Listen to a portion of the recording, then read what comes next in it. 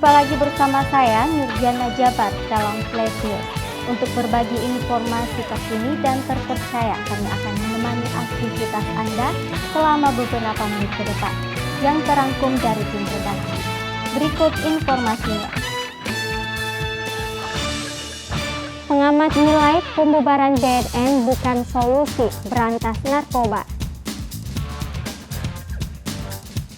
Pengamat menilai pembubaran BNN bukan solusi berantas narkoba karena perannya yang dianggap penting untuk menangkal narkoba.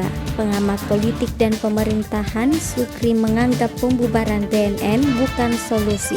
Pernyataan tersebut juga sebagai tanggapan atas merebaknya wacana pembubaran BNN yang bersumber dari DPR. Perlu didasari bahwa permasalahan narkoba merupakan gejala global yang tidak hanya terjadi di Indonesia, namun melibatkan aktor internasional. Sebagai upaya penanganan maupun pencegahannya, Sukri menilai peran aktif masyarakat dibutuhkan dan tidak terlalu berharap kepada BNN.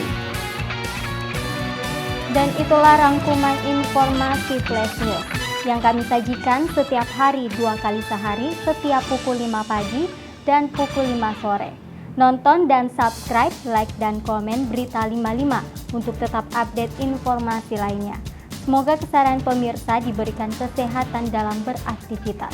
Saya Nurjana Jabar mengucapkan sampai jumpa dan salam Indonesia.